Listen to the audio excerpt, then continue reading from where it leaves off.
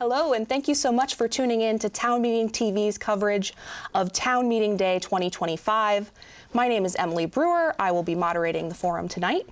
This program is part of a series of candidate forums hosted by Town Meeting TV in advance of Town Meeting Day election on March 4th, 2025. These forums are made possible by Town Meeting TV's generous underwriting partners. You can find all our forums at cctv.org/TMD2025 or on our Town Meeting TV YouTube channel, where auto-generated captions are available. If you're tuning in on YouTube, click the subscribe button to stay tuned into local democracy this election season. On tonight's program, we'll hear from two candidates running for the East District seat on the Burlington City Council.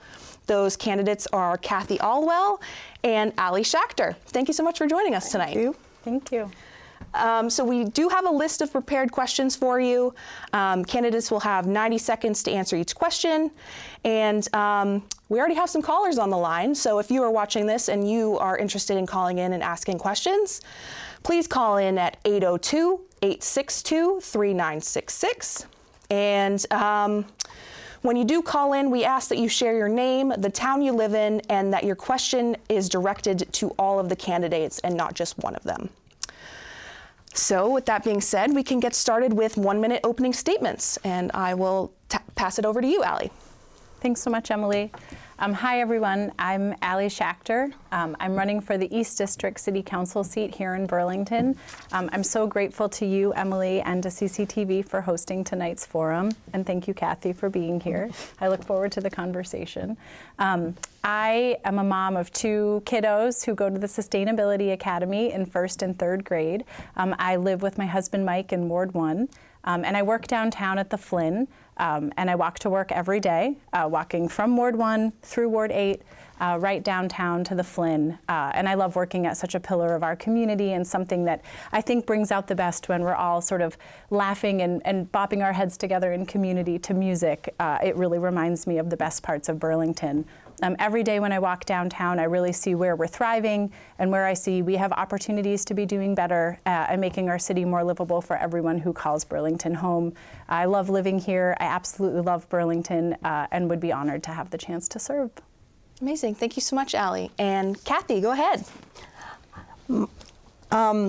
I have lived in Ward 1 for 26 years, in Burlington as a whole for 33.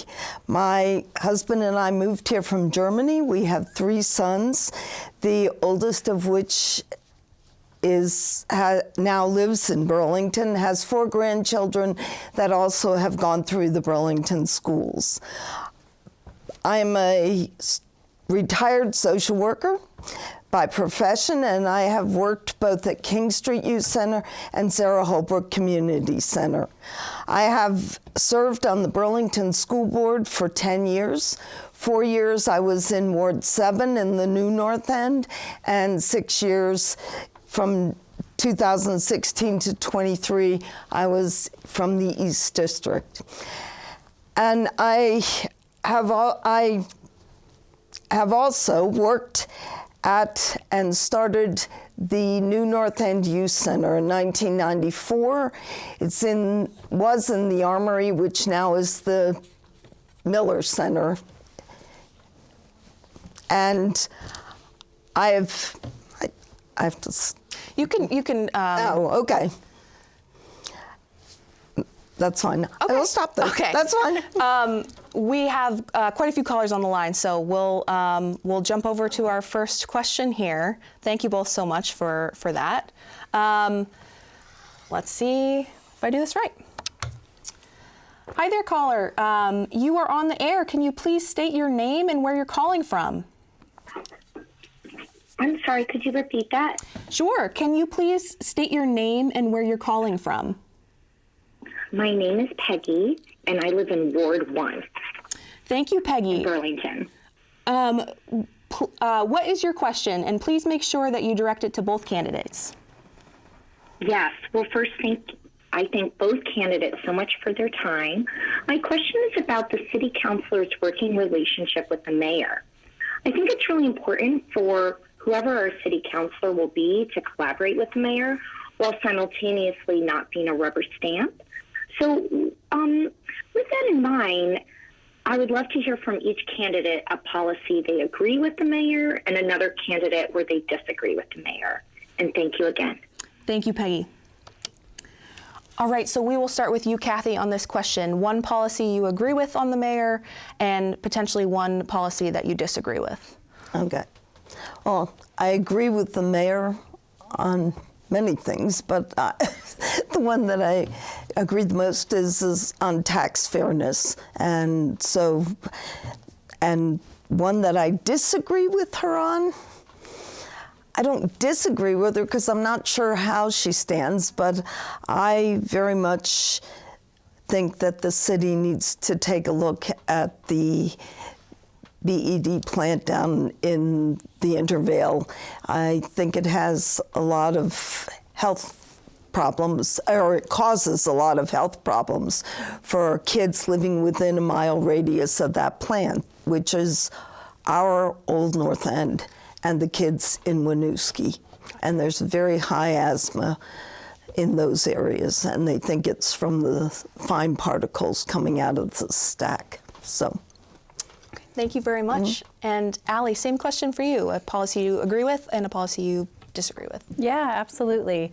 Well, first I just want to start and say that I have, tremendous respect for the mayor and the work that she's trying to do, and I certainly look to her as inspiration as a fellow mom and potentially me serving in public office as she is today. I was really heartened by the way that she responded to the ICE stops in our community late last week. I was really scared and horrified when I was reading the news about them and heard some first-hand stories about them, and was really grateful for her leadership on that. And I think in the face of what's happening at the national level, it feels so important that we are coming together in community, and I really appreciate her leadership around some of these really challenging moments that I imagine are starting and will continue in the months and years ahead.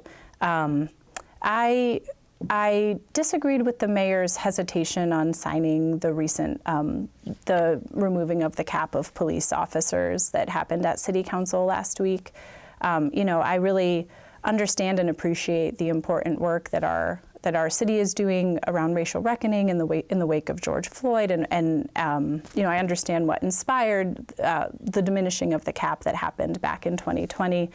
And regardless of sort of what got us there, I think knowing that we're so far below the healthy amount of police officers we need today, I think it was an important symbolic move to remove that cap and to work towards rebuilding that department. Great. Thank you so much. And we have another caller, so we will jump right into that. Hi there, you are on the air. Can you please state your name and where you're calling from? Yes, my name is Mary Cox, and I'm calling from Ward 8. Thank you, Mary. What is your question for both of the candidates? So, Kathy, you say that you'll support Mayor Emma's work to use existing powers of the city to avoid balancing the budget on the backs of working families. What are these existing powers that you reference that the mayor is using? And Allie, how will you address budgetary challenges? I didn't understand the question. Thank you very much. Okay, so that's a tough one because there's two different questions there. So I'm going to make the executive decision that we both talk about budgetary concerns. So in terms of that, we have a pre-prepared question that I think goes along with that, so I will read that out as well. Great. So as a councilor, you'll be asked to vote on the city's budget. Mm-hmm. What perspective do you bring to the financial management of the city? And then anything else that you want to add that relates to the budget. And we will start with Allie. Awesome. Thanks so much for the question. I think it's an important question, and I'm well aware that should I be entering City Council in April, that this will be one of the first and major topics that I'll be working on. I'm in development work at the Flynn. I sort of live, eat, and sleep revenues and budgets all day, every day. And really have a mind for thinking about fiscal sustainability and health and what that means and what that looks like, and understanding that, you know, fiscal health is essential not only to meeting the needs of our community today, but meeting them long into the future. I don't often talk about it, but I have an MBA as well, and I have a real appetite for really getting into complex budget challenges and how can we think creatively and work through them and really make sure that our budget reflects our priorities and is also setting us up for long-term success. So I would be very, very ready and willing and committed to helping us, rolling up my sleeves and getting in there and really helping us think about how to close this significant budget gap that we would be looking at going into next year. Great, thank you. And Kathy, the same question for you. Yes. I have served for 10 years in all on the school board. That's 10 budget cycles that we have gone through. The school's budget is a lot larger than the city's budget. And so I think that, plus the fact that I have worked on bonds, I was on the school board when we had to close the high school and look for another place to put kids, and all of the costs that went along with that. We were constantly changing the budget to make it match what was being spent at that moment. So I think I come with a lot of knowledge of how the city works just from all the things we did on the school board. Okay, great. Thank you both. All right, we're going to head on over to another community caller.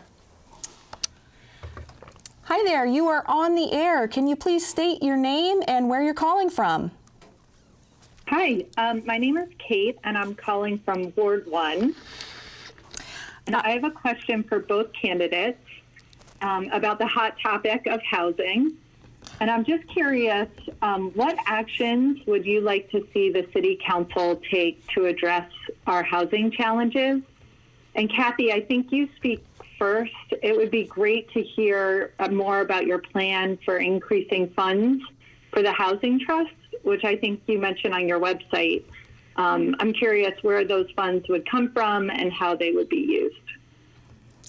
Thank you, Kate. Is that true? Now I'm all confused on who started the last question. I did start the last Okay, one. so Kathy, so the question is about actions that you would take on the City Council regarding housing. You can speak to that second question if you wish, and Allie, if you want to weigh in on that. But since it was directed just to you, I don't feel the need to respond to that. If you don't want to, but go ahead. No,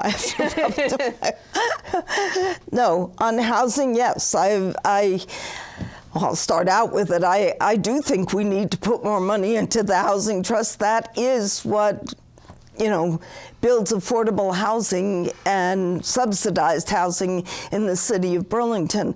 I think where that money will come, I am at this moment, I have to say I'm not sure, but I think that we're always looking at budgets and finding places that maybe we didn't need enough of that money there, and extra funds that we do have, we should be putting into that because it is one of the biggest problems that we face at the moment. I think that we also have to look at a lot of different buildings, working with contractors and people that are going to build, but we also have to make it affordable housing first and not more high-end housing, because we have marketed many people out of this city and we need to be bringing them back. So, great, thank you, Kathy. And this same question about housing for you, Allie. Yeah, well, I think no one would deny that we have a major housing and affordability crisis that goes with it in this city. Here in the East District in particular, I think a top priority of mine would be reopening the conversation around the housing MOU with UVM. and figuring out ways for UVM to add more housing, to relieve some of the housing pressure that we feel in the East District. It's quite significant, and in my time out door knocking, I've talked to multiple students who've actually left Burlington and no longer, or took, one of the years moved away because it was too hard to find housing here. It's such a stressful process for absolutely everybody. And so I think working with UVM, figuring out where we can add additional housing inventory, particularly for students, would relieve quite a bit of pressure, and also would then relieve some of the price pressure that we feel in the East District. I also feel that we need to take a closer look at how we're managing the vacant buildings. I think there's an ordinance under consideration right now to increase fees for vacant buildings. I think anywhere where we can be adding more housing, adding more units, figuring out even like home share opportunities with people who are, say empty nesting and have some spare space in their homes. I think we need to have every option on the table to be thinking about how do we increase our housing stock, which will have not only allow us to house more people, which is critical, but also relieve some of the affordability pressures we're experiencing. Great, thank you. We have more callers on the line. I do want to just remind folks that if you're watching and you want to call, the phone number is 802-862-3966. And just a reminder to address have it be the same question for both candidates. I would appreciate that. Okay, we're going to go to our next caller here. Hi there, can you state your name, where you're calling from, and your question for both candidates? And just a reminder to yes.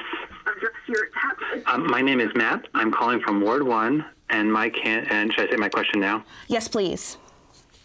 My question is, I know that personal financial disclosures has become an important topic. What personal financial disclosures, I'm curious, have each of these candidates made that would sort of contribute to our sense of transparency? And if not, what disclosures would they be comfortable making? Wonderful. Thank you so much for your question. Okay, we're going to start with this question with Allie about personal financial disclosures. I don't currently receive funds from the city or have any personal funds sort of intermingled with the city. So at this moment, no personal financial disclosures.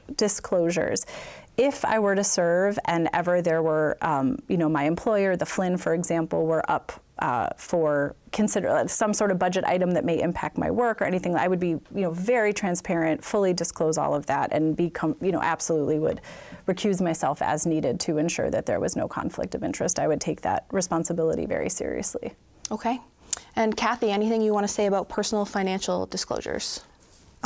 I think that we as officials of the city should disclose our finances, but up front, when we take office, that there's some sort of questionnaire. I've seen these before where they ask, how much do you have, and where is it, what do you call it? I can't think of the word I want to say. Where do you have stocks, bonds, sure, etc.? Yep. So, so that it's out front, yep, where it is. But also, yes, I would be willing to disclose if we didn't have that, although I really think we should start doing that, because there's a lot of things that people invest in, and we don't know where that connection is when they're voting. Okay, thank you both. All right, we've got another caller, so we're gonna see what they have to say. Hi there, you're on the air. Can you please state your name and where you're calling from? My name is Lindsay, and I live in Ward 1. Great. What is your question for both of the candidates? For both candidates, what unique experience or perspective will each of you bring to your work as counselor? Great. Thank you so much, Lindsay. So, Kathy, what unique experience or perspective will you bring as City Councilor of the East District? Well, I've worked for years with kids in this town and their families, so I think that probably that is the perspective that I would bring. I know this city. I've worked with families from both middle schools and also Winooski, so I have a good idea of, needs and wants for a lot of people in this city, and I hope to serve those needs. So, Thank you. And Allie, your personal experience. Yeah, something I didn't mention in my intro was I studied environmental sciences in college and then spent about a decade working in Ann Arbor, Michigan in affordable housing and youth services, sort of at the equivalent of Spectrum here, but it was called Ozone House there. And, you know, became very familiar with HUD-funded housing programs, different housing model, emergency shelter, transitional housing, and other housing programs. And so, you know, I would really bring, knowing the housing crisis that we're in here, I would definitely lean on some of that past experience in the housing world and in the youth world. I care deeply as well about youth development. And I co-chair the PTO here at the Sustainability Academy. And so really feel like so connected and care so deeply about the many families that live in our community. Yeah, I think, and also like working downtown and at the Flynn, it feels like I touch many different parts of this city on a daily basis, and would really be honored to bring sort of all the different perspectives I see in this city to bear as a city councilor. Wonderful, thank you so much. And I want to just mention that we have about 10 minutes left. We have a couple more callers here. You guys are troopers. Thanks for, this is awesome. So we're going to see how many more questions we can get through, and then we will wrap up. Hi there, you are on the air. Can you please state your name and where you're calling from? Sure. Hi, my name is Katie, and I am a renter here in Burlington. And I'm calling tonight because I'm feeling alarmed about the cost of rent in Burlington and how hard it is to find places to live. And I'm wondering, as a counselor, what you would do to support and protect renters, and if you, as a candidate, accept large donations from some of the larger landlords here in Burlington, like Pomerleau and Bissonnette. Thank you so much for your question, Katie. Okay. It's so funny with these community call-ins, I lose track of who starts. I believe it's... I think I start this Allie, time. okay. So the question was about, as a city councilor, what would you do to support and protect renters? And then as a follow-up, if disclosing if you accept any donations from large landlords in the city. So to protect renters' rights, like I said, I feel so strongly that everyone needs to be able to find a home here in Burlington, a safe home, a high-quality home. I would absolutely make that a top priority if I were elected, to make sure that our renters live in safe housing, up to code, that we have livable rental standards, that we hold landlords accountable for providing high quality housing. I think that's a non-negotiable. Regarding donations, I represent nobody but myself, and I feel very fortunate that there's been an outpouring of support for my race and for the donations that have come in. But no, I don't. Every single word I say is absolutely, authentically me speaking on my behalf. I don't feel any pressure from anybody to act in any way besides what I deeply believe to be important, which is absolutely protecting renters' rights, increasing our housing stock, keeping rents affordable, and making sure that our community is a livable community for everybody. I hold that mandate very dear. Okay, thank you. And Kathy, how would you support and protect renters? Well, I would support them by actually pretty much a lot of what you've just said, that we need to hold landlords accountable for what many of the rental units in this city that cost thousands of dollars and really are not in good working order. So I think that we need to beef up our community, I can't think of the name of the group that goes out and checks apartments out, the Code enforcement or CVOEO or no, it's not. It's a city unit. I don't know. It does. Anyway, I would support that. I would support I really think that at some point it's gotten so expensive in this state and this city that I think we need to look at somewhere on rent control here, because it seems to be the sky's the limit. It's constantly going up. And no, I only take money from people, in the community, but I none of them that I know have any rental properties. So Great, no. thank you. I'm like trying to think. It might be, there's like a bunch of tenants unions out there and stuff like that. Burlington is one of those cities that is fortunate to have a lot of renters, organizations that support renters. But as was mentioned by both people, like this is a city of mostly renters. Almost so 70%. And many of these questions have been about housing, so it's pretty clear that this is the issue that a lot of folks are caring about. Okay, I've got a caller. We've got a couple minutes. I'm going to see if we can answer this question, and then we might end with closing statements. Hi there, you are on the air. Can you please state your name and where you're calling from? Hi, my name is Rob, and I live in Ward 1 in Burlington. Thank you, Rob. What is your question for both of the candidates? My question is, well, first of all, I want to thank both candidates for spending time with us this evening. But my question has to do with the cost of health care, and specifically UVMMC. It's been said that they are overcharging for patients for services, and I believe one of the candidates might claim that's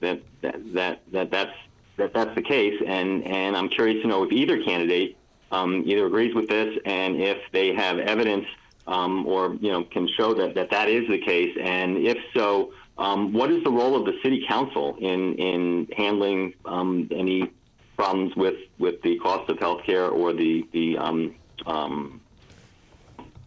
overcharging of patients at the UVMMC? Thank you. Thank you, Rob. So we're going to start with Kathy on this one, and the question is has to do with healthcare and the medical center. So what is the role of the City Council in handling the cost of healthcare, as well as the potential issue of the biggest medical center in the city potentially overcharging patients? Well, I think we need to actually work with the regulators to put pressure on UVM to lower their prices. I mean, the Green Mountain Care Board, which is the regulator for the hospital, has already said that they are charging too much. So that is in and of itself enough, they're asking them to cut way back. And we pay some of the highest healthcare costs, well over, I think the average is $1,200 a month. That's way too expensive and it's not tenable for a lot of people to keep paying that. Mm-hmm. So yes, I think we need to work with unions, the regulators, to really put pressure on them to stop charging so much. Great, thank you. Mm-hmm. And Allie, the same question about healthcare. Yeah, well, I just want to say that absolutely the high cost of healthcare is very real and impacts all of us, including my family, in very real ways. And given the affordability crisis that we have here in Burlington, and it truly is becoming, increasingly unaffordable for so many of us to live in Burlington. I really understand the importance of doing what we can to keep healthcare costs low. I'm not sure. I wish the City Council perhaps could have more leverage than I think we do to impact what's happening at the state level and with the Green Mountain Care Board around healthcare costs. So I think, I would like to try to better understand where we can move the needle. I'm not overly optimistic that City Council is able to do what we can, but I think like where these price concerns live is probably more at the state level and the regulator level, and not as much able. I don't think City Council is able to impact them as much as. I mean, if we could fight to lower health care, I think we'd probably all be fighting that fight as loudly as we could. It's a major problem, no doubt. Okay, thank you. And I got the go-ahead to answer one more community call, so we're going to do that. Hi there, you are on the air. Can you please state your name and where you're calling from? Hi, I'm Lydia and I'm an East District resident. And what is your question for both of the candidates? I'm wondering if you had been in the council at the time, would you have supported the Apartheid-Free Communities Ballot initiative? And also, do you believe it's important for local to be in solidarity with international movements? Thank you so much, Lydia. So we're starting with Allie with this question, which is, would you have supported the Apartheid-Free Community Ballot initiative, and that follow-up of what's the role of and or do you support involvement with kind of other wider other places? I can't. It's a long night. I think one of the things that I love about Burlington, and that I think so many of us love about Burlington, is we have a long history of standing up for issues beyond the walls of our city, that we are a city that holds ourselves to very high standards, that we're a national model in so many ways for standing up for human rights, and I think that's so important. I also think that, I have my own personal discomfort with voting down citizen-led ballot initiatives. I think, if and when the city council does that, it needs to be done extremely judiciously and carefully and with the utmost intentionality, because if done at all, it cannot be something that's done regularly. This ime, I think, has just, it touches our community so deeply in so many extremely real ways.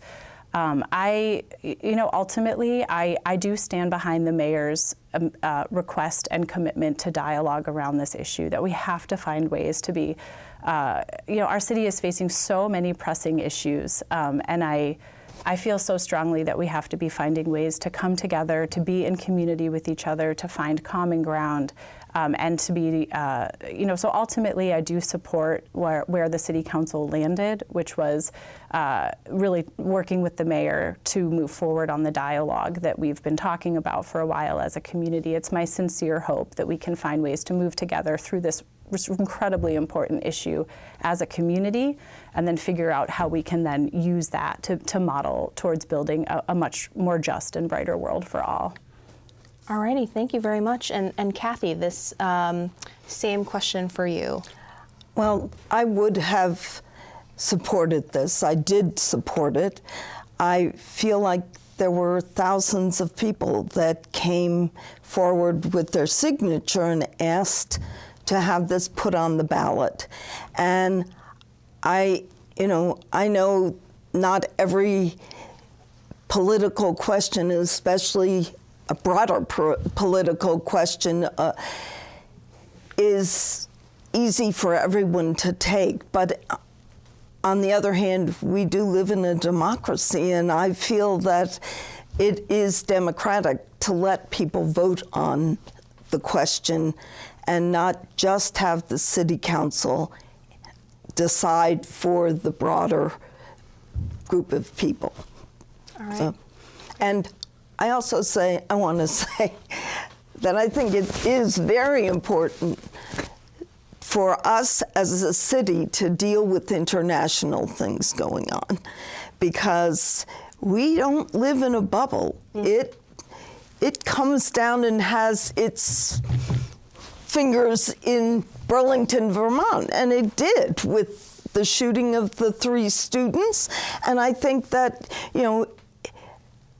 there used to be, back in the 70s or something, some phrase about all politics is local, and I think that we really need to live that, because I'm afraid what we're seeing going on in our own country is a reaction to not really knowing much about the wider world out there. So, okay. Thank you both very much. And at this point, I do want to give you both a chance to do closing statements, and I would encourage you to let folks watching know how they can get in touch with you, how they can learn more, and potentially if there are any more events that you two will be speaking at. And we'll start with Kathy. Oh, okay. Can't drink.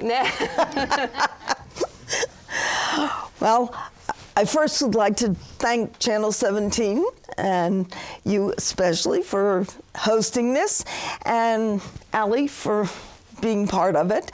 And I hope that you'll think of the many years I have worked on the school board and the experience that I bring to this race, the knowledge of the city, its youth and families, and just please remember Kathy Alwell when you vote on March 4th. Thank you. And Allie? I echo Kathy's words of gratitude. Thank you to hosting tonight's event. Thank you, Emily, for moderating. Kathy, it's enjoyable to be in community with you, honestly. And one of the facts I love is that Kathy's grandkids and my kids are very good friends. And I really do bring that spirit to this race. And I love that about Burlington, that we are sort of in community with each other first and foremost. I would, of course, be honored to have your support on March 4th. You can learn more about my race. I mean, you can learn more, like so much I want to say in 30 seconds, but you can learn more about my race at allieforburlington.com, ALLIE for Burlington. Kathy and I will be at next week's Ward 1 meeting together, yes. And then the following week, potentially one more forum. I'll put it on my website if once it's scheduled, if it's happening. But would genuinely be honored. Please reach out. The best part about campaigning for me has been talking to constituents. I've knocked hundreds of doors. It's a true pleasure. Please continue to reach out to me. All my contact information's on my website. If elected, it would be a true honor to serve, regardless of political party, to work together to make progress for Burlington. Great. Thank you so much, Allie. And Kathy, did you have a website you wanted to share? I did. Or anything like that? It's Kathy Alwell, all one word. .com. Wonderful. And thank you both for being here tonight. And I just want to thank you all for tuning in to Town Meeting TV's ongoing coverage of local candidates' budgets and ballot items. And thank you so much for all of the community members who called in and asked questions for Kathy and Allie. Those are your constituents you're hearing from directly. So that's, I think those questions hold more weight than our pre-prepared ones. So keep them coming. I appreciate those who called in. And so you can find this and many more forums at cctv.org/TMD2025 or on our Town Meeting TV YouTube channel. Don't forget to cast your ballot on or before Town Meeting Day, which is March 4th. And then tune into Town Meeting TV's results recap show that evening at 7 p.m. You can contact your local clerk to find out how to obtain a ballot and to register to vote. In Vermont, you can register to vote on Election Day. Thank you again for watching and sharing Town Meeting TV. Have a good night.